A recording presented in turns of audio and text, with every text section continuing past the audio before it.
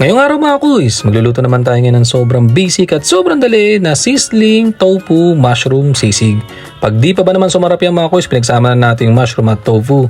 Tapos itong gagamitin natin, ito yung nabili natin sa nagtataho na tokwa or tofu ang tawag dyan. Ang lambot yan mga kuys. Wala namang problema kung gagamitin yung nabibili sa palengke, goods din naman yun. Tapos ito, hiniwa lang natin siya nakatamtama na yung gusto nating size, saktuhan lang. Huwag sobrang liit mga kuys kasi pag pipritoy natin yan, mas liliit pa yan. So yung ganyang kalaki, goods na yan.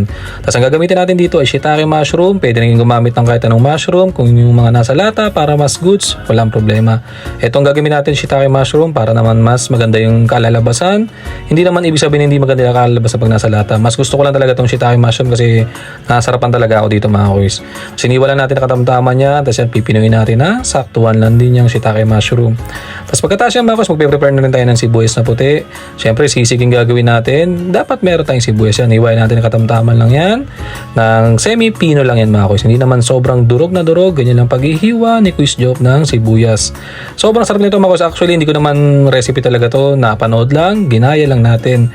Kasi mga kuys, di-deep fried lang natin yan. Mas okay ito mga kuys kung mas maraming mantika para makukuha mo kasi siya mga kuys pag naluto na to, aangat yan. Yan ang gusto nating texture mga kuys, yung talagang golden brown talaga yung tofu natin or yung tokwa na tawag natin dyan. Pagkatapos yan mga kuys, kukunin lang natin lahat dyan, tapos isa-set aside lang natin yan.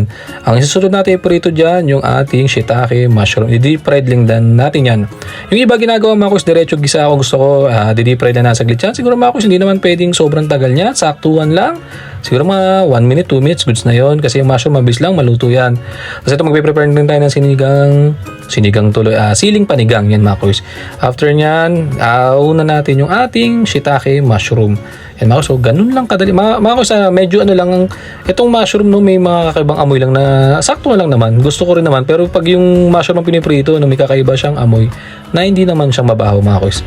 Tapos ito, sinunod na natin yung sili natin tong pampapogi. Tapos yan mga kuys, i-prepare na natin, gagamitin natin sauce sa ating sisig na mushroom tofu. Naglagay na tayo ng mayonnaise dyan. Naglagay tayo ng liver spread dyan.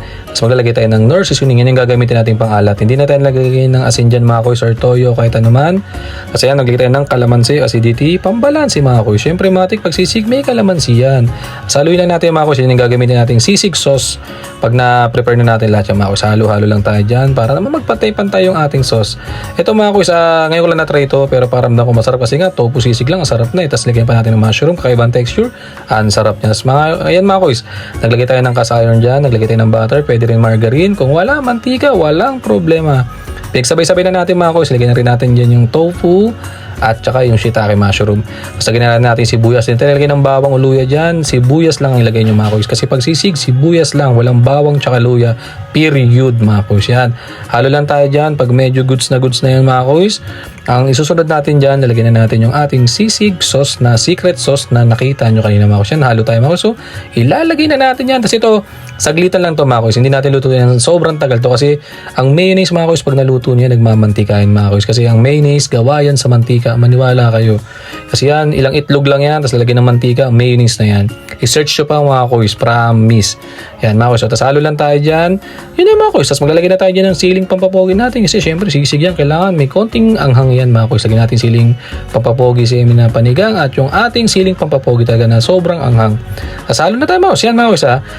Itong mga gitong diskarte mga kuys, masarap sa ulam, pampulutan, pampudtripan. Wag mo lang ipalaman kasi bad yun mga kuys. Yan mga kuys. Nakaluto tayo ng sobrang basic at sobrang dali na sizzling tofu mushroom sisig. Salamat mga kuys. Happy 50k followers mga kuys. Salamat sa suporta. Pag di kayo nanood, titigil na ako magluto. Salamat mga kuys.